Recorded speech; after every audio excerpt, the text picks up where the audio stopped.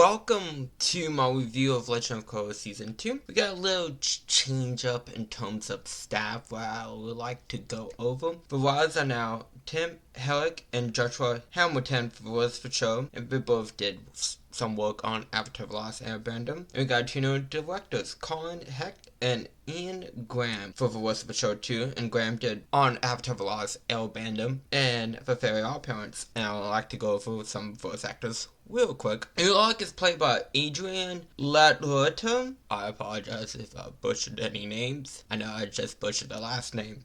Who also was Robert Garrison on Castle. Waba is played by April Stewart, who also played Pandora in Dan Phantom. Lastly, Vartu is played by Jonathan Adams. And now with all of that wonderful stuff out of the way, let's move on to episode 1. This season takes place 6 months after the events of last season. Republic City now has a president, and Boomy now lives on El Temple Island. And we see a spirit attacks a ship. Berlin is the only one that still does pro bending. Marco's a cop now and has a cool bike. Sadly, he cannot play car games on it. So, how cool of a bike is it really? Come on. If you can't summon Go Guardian, like, what are you doing? Asami is now in control of her father's company, but no one will work with them because her father is a terrorist. Or was working with a terrorist. Oh, I guess technically both. William. Korra used the Avatar state to win a race against Tenzin's kids. Now, I'm just gonna get this out of the way. I have no problem with this if they did something to connect this with something that happens way later, like, I think second to last episode. I think they could have pulled something off here that makes this feel less irritating. Most of the irritation comes from Korra did not deserve to unlock the Avatar state. It was just given to her at the end of Season 1, which I know Season 1 they finished it up, trying to make a nice cap on it because we didn't know if we were going to get other seasons. But due to those writing decisions that they did, it styles the well. It poses the well. So it's like, again, we get to what I guess I would change. I hate to be like, time to change everything kind of a person. But I think they could have connected Korra's overuse of the Avatar state to something to teach her, hey, Avatar state is a tool you can use in your toolbox, but you shouldn't abuse it because she uses it in like every fight and for like everything that she can. Like as soon as she starts struggling, Avatar state, let's go like even slightly. So again, I think they could have done something with that, but they don't. Tenzin wants Korra to visit all the El temples to master airbending because I'm sure 6 months isn't enough to master a technique you had a hard time even learning. So Tenzin definitely is like, yeah, you need some training. First, we're going to the Southern Water Tribe for a spirit festival. Korra is cocky, but should be on via park convenience. Yeah, see, again, this goes back to personing the well. A bit with the decision of Korra magically unlocking airbending to beat Amon. Well, push him out of the window. I won't even say she really beat him, but besides the point, we're just getting into semantics. It's like the cockiness feels undeserved because, again, it didn't feel like Korra beat Amon. It felt like the plot demanded Korra to beat Amon. There's a difference. We meet the last of Tenzin's siblings, Kaya. The Nova Larvatron Treep Ulok is here too, who's also Korra's uncle. Berlin has a crunch on one of Korra's cousin, Eska, who's played by Audrey Plaza. I don't blame him.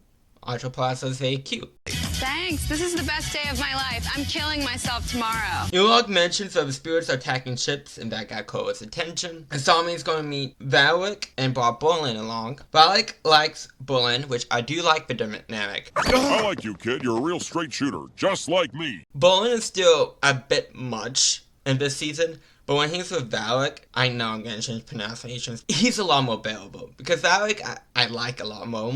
It goes into, I guess, a deeper problem with Korra, in my opinion. It's too much characters that are there just to be funny, goofy, try to make the audience laugh, which there's nothing wrong with a comic relief character. Even though I would argue that Sokka from the original series was mostly comic relief, they knew how to reel him in, have real moments with him and stuff like that. Korra doesn't know how to do that. Not as well, at least. And all characters have funny moments too in Avatar. It's not like it was just for Sokka show in terms of ha ha funny joke. Everyone had community moments, but again, they know when to put them in. Again, Korra, not so much. And I feel like I mentioned it here because I feel like there's too many characters in this season, where they could use it to flesh some of the ideas to present in this season and expand upon them. And it doesn't help that, again, it feels like there's maybe too many comedic cooks in the comedy club, so to speak. Rourke is making movies. Asami made a deal with Rourke to save her company. Korra wants Oolong as her teacher, but her dad says no. I know parents and all that said we gotta give a misunderstanding and stuff like that, but her dad never said a reason. Now, I hate to be like people on Twitter, blah, blah, blah, blah, blah. But, people argue all the time whether Korra is a good avatar or not. And they will bring up, like, oh, everyone, spoiler for later, Oolong is bad. But like, people go, oh, people wanna know about Oolong. They really didn't. They just said, oh, we don't want him to be your teacher. No reason. No reason is given. They just say, hey, I know he's younger, but, blah, blah, blah, blah, blah. Something. He knows how to be Donkey Madness, and he's not Ken. How does he know how to be Donkey Madness? Donkey Madness? But anyways, the point is, like, no one, they say, hey, don't, but they don't say, why don't? And she never asks why, but I get why she feels like, hey, like, what are you doing? I want him to be, I understand where Korra's coming from, Mo, because there's no explanation. It's just, don't. Bolin asks Asuka either on a date or to be her slave.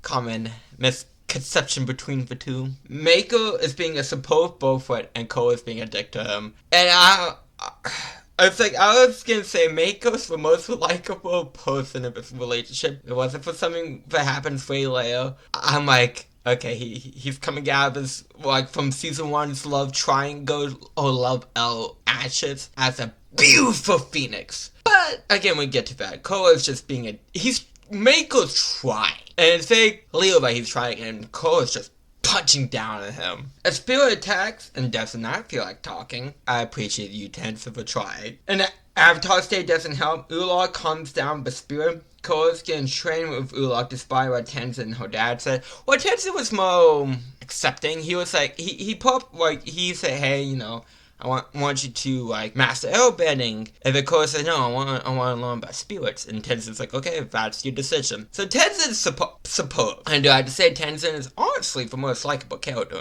in season 2. By far. In terms of characters that had prominent role in season 1, I feel like he grew as a person. And he continues to grow. Volvo's not so much, but so far at least. But I appreciate you, Tenzin. You were putting more up a fire at the beginning of season 1 with us. Bumi and Kai are going with Tenzin and his family to Vero Tempest. This episode's okay. Again, I feel like I mentioned all my thoughts throughout, like, the segments and stuff like that. And one thing, too, for the spirits, Oolong mentions that the South has neglected the spiritual energy and, like, don't celebrate the spirits or take care of the spirits as they should. And that's interesting because we saw stuff like Heibai in the original series when the foes brought down Heibai attack. And then, it took Aang showing Heibai, hey, this force will go back and that calmed down the spirit. So, with that being a thing, I feel like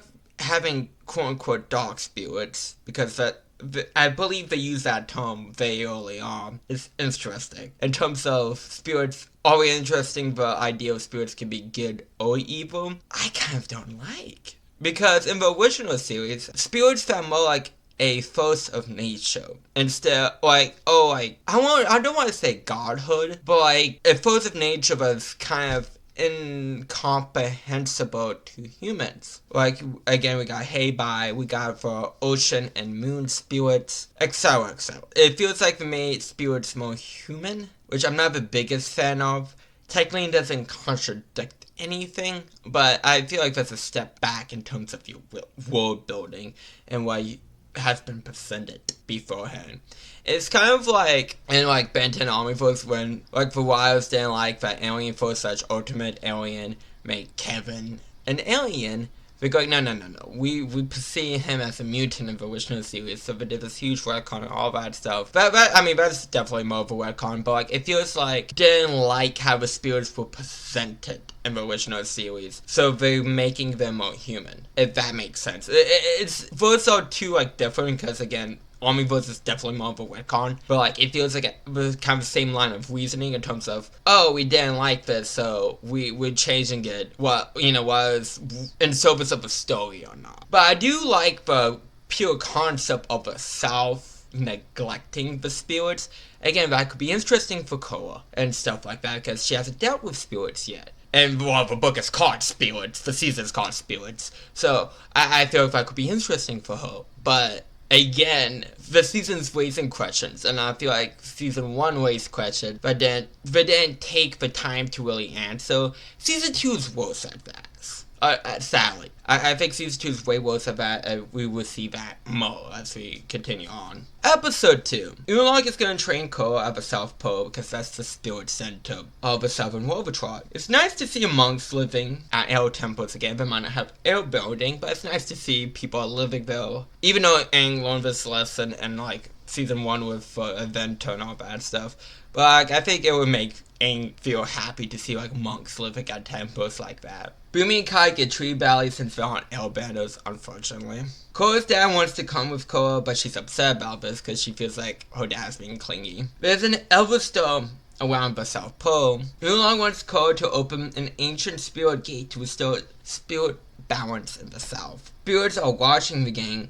Korra's dad was banished from another tribe due to destroying a forest where spirits lived during a fight, which they could have done something about that by why Korra doesn't really have the spiritual energy, or struggles with spirit energy. It'd be like, hey, it's because your dad did this. But they don't connect those dots.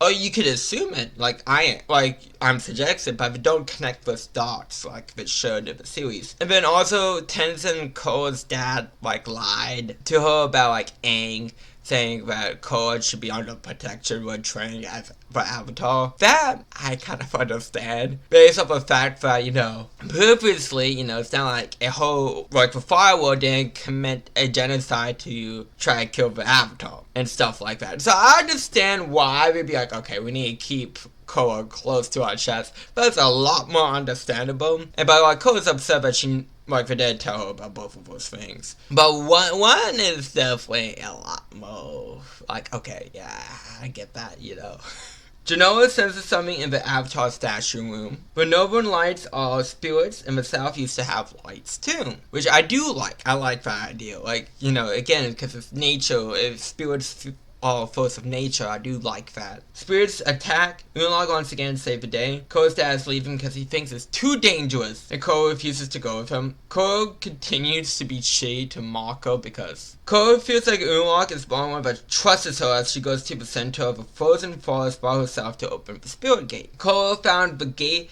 but couldn't get it open until she got into the Avatar state. But South got the lights back, which made one of the Avatar statues light up. Korra says sorry to Mako for being a dick. Thank you, Korra. But Northern Tribe troops set foot in the Southern Tribe. I like this episode overall. Again, it's for things I wish they did more with this, but the episode itself is fine. Episode 3 and 4 are two-part. The Northern troops are forcing people into the homes to protect the spirit gates. Oolong wants Korra to open the Northern spirit gate to unite the North and the South. I feel bad that Aang focused more on Tenzin than Kai and Boomy, due to him, Tenzin being the only airbender out of her children. Ikki ran away because the other two kids teased her. So Tenzin, Boomy, and Kaya go looking for her. Korra is the only one that agrees with Oolong taking over the South. Because she's like, oh, it's to protect us, protect the, spirit gate, make sure no one messes up with the spiritual energy of the South. But the Southerners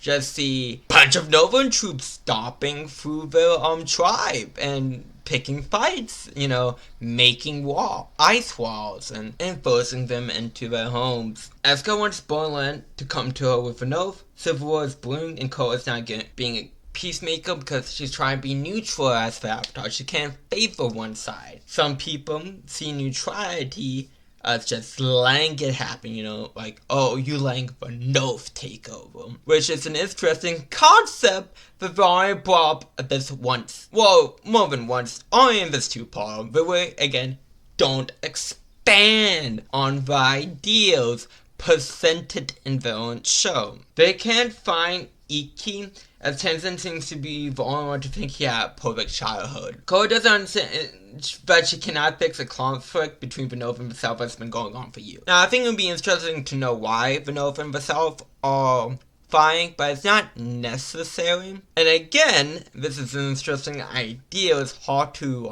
be like, oh, it's an easy fix, just make up and have some tea and bread. It's all good.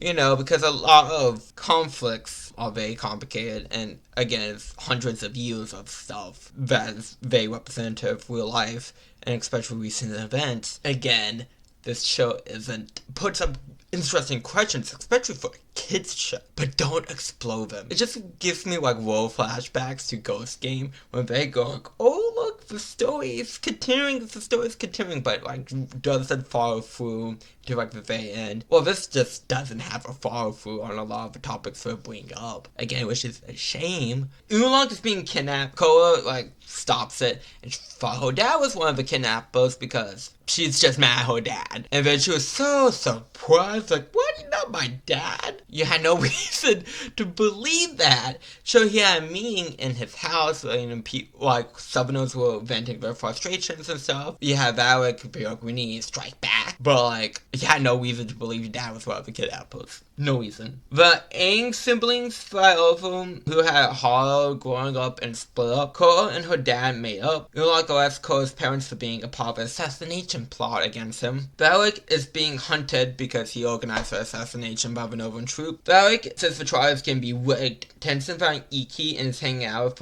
with some Elbon since the trial went Valak far. Who will fought. Eska called Bolin and wants him to marry her after he tried to break it up with her. Korra's mom's the one who got not guilty. Death penalty was given out first, but after Korra protests, Oolong be like, hey man, death penalty?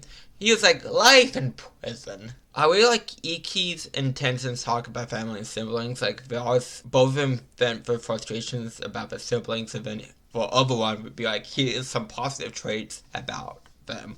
I really do like that. That's a really nice talk. I mean, more for Tenzin, because Iki, up to this point, is a nothing character, but I do like it grows Tenzin. Korra found by Oolong rigged the trial. Okay, so they turn very quickly Oolong into a character that might have some points, into a mustache-twirling villain laughing maniacally. And I think that's a huge mistake. Because it's oh, well, I'm just trying, bring spirit balance to, the South. And they threw that out the fucking window very quickly, and making him someone with a point, someone who's not, again, a villain with a twirling mustache. He also subbed Korra's dad to get banned from Vanove. Again, my point. I do like that Boomy wanted to make Aang proud despite no airbending. I think that's very sweet. Korra and Korra are going to break the rebels out of prison, but moved them to Vanove, which I feel like that's Korra breaking neutrality, but it's because Oolong is, again, a mustache-twirling villain now. Korra and Korra fight Oolong for a bit, then chase after Korra's dad, but using planning, Korra is able to move the ship barricade so,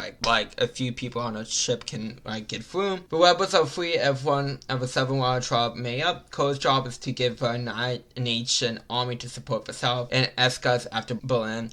I don't like this two-part, because it ultimately, I hate to say this, everything that I just went over ultimately does not matter. It is interesting, again, a bunch of interesting ideas that we could expand upon, etc., but there's a turning point in this season that makes all of this basically pointless. It feels like a waste of time, me going over this. Not so much me watching, because, I remember, main story beats of, Korra. I haven't watched as much as the original series, but looking back at it, I felt like my time was wasted. That's not how a two-part should feel. at all. Moving on to episode 5. The gang splits up as soon as they got to Republic City. Tenzin's gonna have Milo tame his lima. Korra joins a peace march, but someone made a building go boom boom. Korra's blinded by her hatred for Vanova and think they did. Even though Mako is like, I saw a firebender did it. The president refused to help send troops, but says he would try and make, peace talks happen between Renova and himself, which is very reasonable. But Korra's upset because she wants the troops. I would put president on this. I like legitimately. I like Barrick's assistant Julie. Get the supplies! She's amazing. She's like my second favorite character of the season. I love her. I love how she bounces out with Barrick. She's the most loyal assistant that anyone could ask for ever. And I love her for it. Korra is going to reunite Army directly, which is a terrible idea for multiple reasons. Like, if they do start a war with the South and the president didn't know it, that's a huge fucking thing.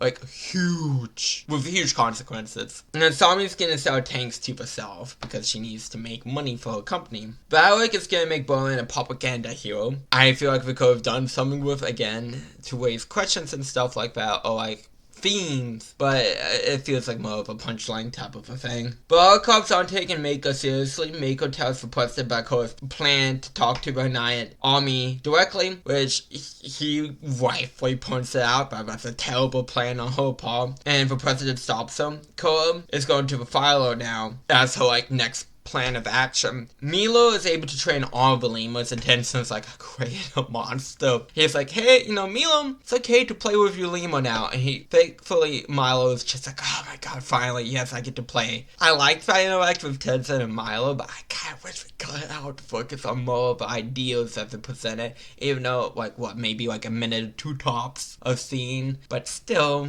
2 minutes that you can use somewhere else. Mako breaks up with Korra after Korra starts yelling at him for telling the president about her plan to talk to his army behind his back to start a war between Republic City and Vanova. Korra gets attacked by her cousins. A spirit also attacks and seems to kill Korra. This episode's fine. Asami really isn't doing anything wrong, but Mako is the most likable ever, Team Avatar currently. I don't want to say silly, but it's just, again, they just cannot have anyone likable in Team Avatar. Again, we get to it. Episode 6. Vanova attacks a southern ship. I love Propaganda Berlin. He's funny, bro. The funniest the Berlin will ever be. Mako's the one who thinks Vanova is behind the attack. Mako wants a bait ship, and Asami will help. Berlin refused to help because he's mad at Mako for something stupid. Because, when they got off the boat to Republic City, Mako's like, oh, just figure it out yourself.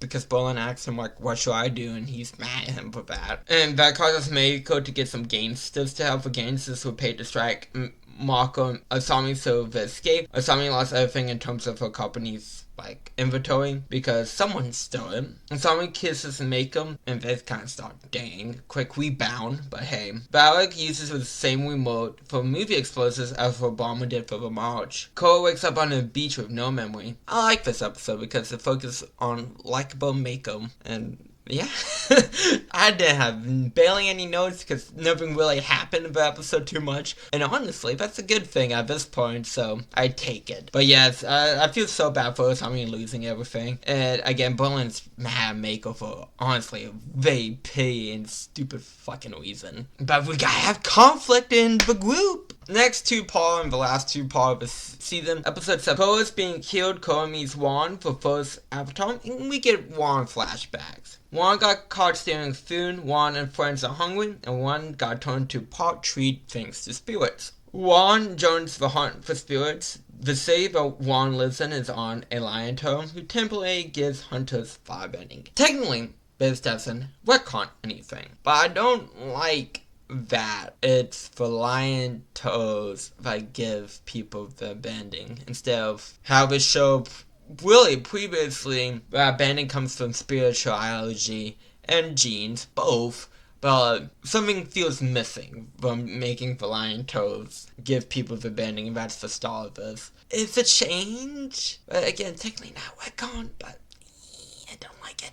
I don't like it at all. Juan dips from behind and keeps the firebending. He was supposed to return it at the gate. Juan got a group of people to steal food from the witch, but Juan got caught due to not being able to kill him. Juan gets banished, but is able to keep his bending. Juan is having a hard time in the spirit forest. Juan came across an oasis guarded by a spirit Lima but wouldn't let him in. Juan found out there's all lion toad cities. He was going to find some more. Then he came across a deal cat that the hunters from the sea had captured. But Lima saves Juan after seeing him save the cat deal. Juan is living with spirits. Juan masters firebending from a dragon. And appreciate the reference, I guess, but I feel like that loses somewhat impact of, again, the lion toad. But I do appreciate the dragon showing like the first bendo type stuff, I guess. They were trying to have a cake and eat it too, though. Other people from Juan say got firebending to leave and start over in the forest. Juan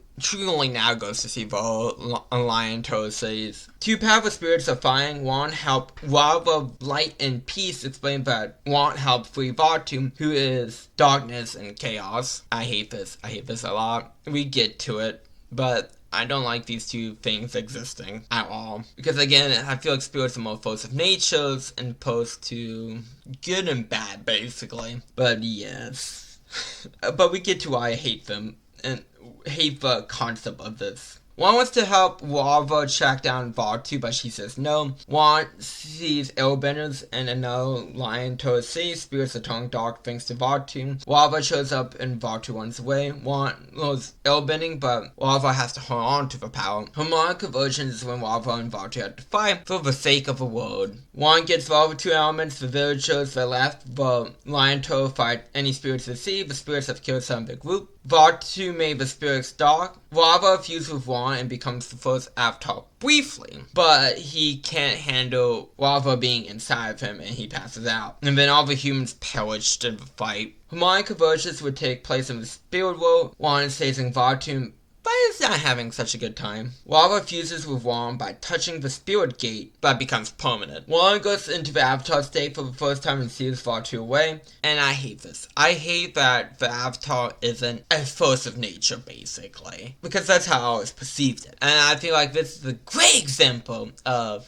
not showing shit. You showed this. You shown the first avatar. This two parts should have never existed. Because what's up here is gonna be a lot better to me than what you'd explain. And I feel like that's the same for a lot of people. Because I didn't think the avatar was a spirit, but I thought it was nature's way of, hey, we need someone to try and balance this out, and still have human flaws, and to have the force of good in them. They're always good. And instead of trying bring balance, though both Vartu and Vava. But that's not what happens. And again, they kind of present Vartu as evil, this evil thing. And one way the balance can win, Vava, the good spirit, wins. So Vartu being an opposite of Vava isn't balance. It just feels not good.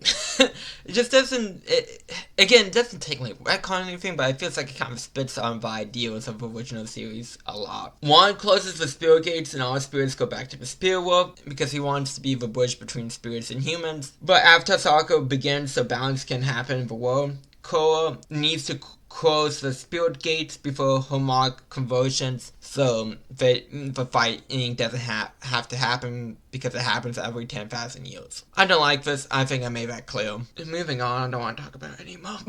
It's moving on, we're done here. Episode 9, Genoa can see spirits. Korra finds Tenzin. Korra just guesses what Unalaq wants to free Vartu. I mean, she's correct, that is his plan, but how the fuck do you know? Korra wants to shut the Southern Spirit Gate down. Unalaq is gonna try and open the Northern Spirit Gate without Korra. Mako says that Varric is the one behind the Nova Water Tribe attacks, so, Republic City will help us solve, and he doesn't have to spend money on Asami's products. But Asami and Berlin do not believe him. I don't know why, because Varric has literally tried to capture Unalaq back when, Unalaq wasn't trying to free an ancient evil from a tree. It's just why? it makes no sense. I mean, besides, Valak is doing things, but like, you should know that Valak is more than willing to go to extremes. So, I just find this silly again because of any tension. Asami and Mako again, dang again. Korra and Tenzin are not having luck getting into the spirit world because Tenzin was never able to go into the spirit world and he sees that as his greatest failure as a spirit teacher. Genoa shows everyone that she can see his spirits. Oolong doesn't care about his kids, so they leave as he fails to open the Novan spirit gate. Valak wants to hire Mako as a bodyguard while threatening him, like, you gotta keep your friends safe, you never know what might happen. Spirit bats attack, but Korra can finally heal dog spirits. The gang still saying that Mako was behind the Novan attacks and got him arrested. Genoa is getting lead Korra into the spirit world. This is fine, but Mako stuff just feels like they need tension. They need to justify Mako bullying and Asami's existence at this point. Again, the stuff with Tenzin, I love him. He's my favorite again this season. Episode 10. Korra's interference upset the spirits, which caused Genoa and Korra to get separated. Korra gets turned to a kid. Genoa found the spirit library. Awa shows up to guide Korra, which I do like. I like that Awa made into the spirit world after his passing, because Awa was always a spiritual, so I do like that. Watching Tong learns about the whale from Genoa and lets her look around. Korra's negative energy causes spirits to turn dark, which I explains that humans' negative emotions affect spirits, which I don't like. Again, due to all the changes they did, I don't like it. I really don't. Like, it could be interesting. It's just I don't like any of the changes that really did to the feel of spirits in this season. I really hate. It just doesn't feel, again, how the original series did. I would give Korra advice about, calming down, and, she can find her way by returning the dragon boat spirit home that she injured, and then that would guide home. If both gates are open, what happened? Watching Tong was working with Oolong, which they don't explain why Hong Ching Tong wants an evil dog spirit to take over, but hey.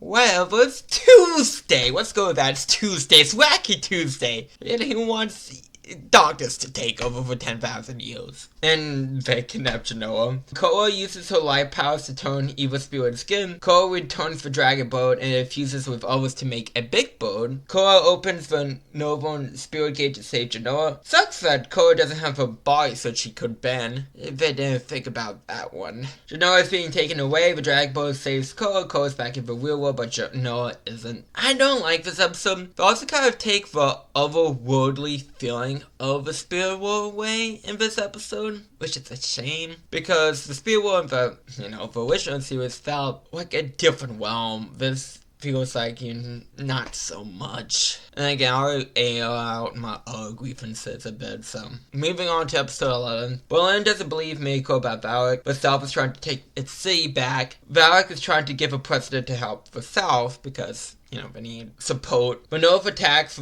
during the propaganda film. Berlin discovers the plot of kidnapping for president. Berlin found out that Mako was right about Valak the whole time. Who would have thought? Not me. Oolong used dog spirits to attack the South, which it seems like Oolong can make spirits dark and control them. So, any point he had about the South being unbalanced, that's why dog spirits are attacking, are null and void now. Bad writing decisions. Korra tells the president Oolong's plan, but the president doesn't want to help because he wants to make sure his city is safe. Which I get, understandably. It's like, okay, if it's a threat to the whole world, I need to protect my city. I get that. I do understand that. Korra doesn't remember that Mako break up with her, and he doesn't tell her, which makes this is the moment where I'm like, Mako, you were doing so well this season, and you just kind of threw that the fuck away, didn't you? Valak lets the gang take his battleship to make up for what he did. Oolong beats Korra's dad. I don't like this episode. Because again,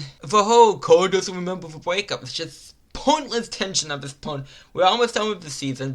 You guys are wasting questions you don't want to answer, and you're throwing fucking relationship drama at this point. And you're making Asami feel bad for no reason. Asami, who has, I want to say, not nothing role in this season, but very much a less important role in this season. The most likable character out of your team Avatar, which I hate to say it shouldn't be the case, but it seems like the more screen time you give this characters, the more unlikable they are, so Anyways, episode 12. Mako can't tell Korra ever broke up because he's scared what she would do to him. Korra learns that her dad's been beaten and captured. It's been a week since Genoa has been trapped in the spirit world. I thought we were going immediately, but hey, apparently a week passed. Oh, I would expect like a day or two. But still. The gang is planning to attack from above to get to the Seven World Tribe Spirit Gate. The attack begins if Kozak spirits are there too. Plane crash, knocked out Sami, Berlin, and Mako. Tenzin, Korra, and Kai also get knocked out and kidnapped. Urlok wants to become a dark avatar by fusing with Vaatu. I have so many problems with that, I can't even begin. Number one, again, it really does boil down to my ideas of the original series presented are being invalidated by this season. My ideas are more interesting what the show is presenting now, and I think that's the main problem with Spirits. It's building in a way, like it's building upon the lore in a way, which again doesn't work on anything technically, but I feel like it doesn't have the spirit of the original world building and how that was built upon. There being a dark avatar, I feel like contradicts the idea of an avatar bringing balance to the world. Because a dark avatar, what? Chaos, I guess. Boomy is fighting a dark spirit, and his fruit heals the spirits. Boomy tried to heal the spirits, that didn't work. Slapstick happens, but ultimately frees the gang, and I didn't laugh for a single second because at this point, Slapstick wasn't up my alley in terms of like the moment of the plot. It's like a pointless way to break tension and be like, oh, we gotta get serious again right away. It did not handle that well. The gang goes into the spirit world. Kaya, Tenzin, and Bime are going to look for Genoa as Korra, Mako, Berlin are going to close the spirit gate and fight Urlok. Korra failed to close the spirit gate in time, and Vaatu is free. This episode, okay, it's fine. Same issues as the rest of the season, really. And I'm really trying not to repeat myself, but like again, the issues keep popping up like freaking whack-a-mole. And I'm trying to hit it down as much as I can. Episode 13, Korra kicked Urlok out of the spirit world, and Berlin and Mako would try to keep him out. Tenzin and Boomy and Kaya are lost after being chased by a spiral spirit. Korra's fighting Vaatu. Io found Tenzin, Boomy, and Kaya and give him warning and say, there's a place where only the lost can find you, someone deeper in the spirit world. Korra is trapping Vaatu. Urlok beats Mako and Berlin. Tenzin, Boomy, and Kaya end up in the fog of lost souls. Urlok feared Vaatu before he was fully trapped. Vaatu fuses with Urlok to become the dark avatar. Zhao is in the fog of lost souls. I mean, I'm torn. I like this, but like the Moon Slayer was ultimately dragged to the spirit world to go fucking insane. But at the same time, I feel like it was more impactful but it was implied that he died, in my opinion, by the spirit for his moon killing activities. I guess whatever was more your cup of tea. Korra struggled against Urlok until she goes into the avatar state. Boomy and Kaya have lost their minds in the fog. Berlin says he has feelings for Asuka, so she lets him and Mako go. Vaatu drags Waba out of Korra. Aang sees Tenzin and tells Tenzin he needs to be himself, which clears the fog. Genoa is found with Boomy and Kaya, which I really do like that Aang's like, hey man, like you need not beat me to the sun. You need to beat Tenzin. And I really like that moment between the two. I thought that was very nice to see Aang interact with one of his children, and to be a nice moment like that. Korra loses her past lives as Vava gets beaten up and is destroyed. Going back to the episode 1 thing about Korra over, like, using the Avatar state for everything, I think they could have done something here when it's like a consequence for Korra, like, using the Avatar state so much could cause, like, Wava to be more exposed, or like be able to be pulled out. Like, I hate to say like a one-line explanation or like a small explanation, be like, haha, you know, Urlok and Vava could be like, ha ha ha, because you were using the Avatar stage so much, but it caused me to easily like whip up Wava out of you. You should have, you know, used your Avatar state like in situations you truly need to use your Avatar state. I think that could have tied that in and created a nice little humbling for Korra. I mean, she still gets humbled, don't get me wrong, but like tied with more of a lesson to it. Genoa says Korra needs her and doesn't leave the spirit world. Urlok uses his giant active skill and this episode is fine. I mean, I have nothing else to say besides what I've always said in the summary breakdown of this episode. So, moving on to the last episode, episode 14. Oolong attacks Republic City. Kai heals Mako, Bolin, and Korra. Oolong uses Vine Web. Varric escapes prison due to the vines. Tenzin says Korra needs to connect to herself. Time Tree is a place where you can connect with cosmic energy. That just makes me think of Xenoverse / Dragon Ball line. Korra becomes giant, like astral projection, which doesn't help me think of Dragon Ball, but hey. Kaiju fight, let's go! Dark spirits are trying to get to Korra's body as well was defended. Oolong is trying to take over Korra. Genoa frees Korra. Korra reconnects with Lava by whipping the light out of Oolong. Korra healed Oolong, killing him. Korra returns to the spirit world and truly refuses with Lava. Genoa returns to her body. Korra chooses to keep the spirit gates open so human and spirits can live together. I mean, I don't think that's a bad decision with all the changes they have made to how spirits interact and stuff like that. But again, the show doesn't present the argument in the best light. AKA, the ways the question didn't want to answer it, and here's the solution to the question, but it's done sloppily. Like, they had a good beginning and end, they just did not have a good middle for it. Mako took Korra, he broke up with her, and then Korra breaks up with him. The Civil War is just over. All conflict between North and South, whatever for fighting over. Again, donkey madness. This episode, it wraps up. No, it doesn't. It doesn't wrap up shit. It wraps up like one thing, but like this whole season gets fucking hijacked. Episode 7, episode 8 with the whole introductory Lava involved too, and you feel the impact. Like all these interesting questions about war are being raised. The show doesn't want to fucking answer a single one of them. I have to. I am curious because.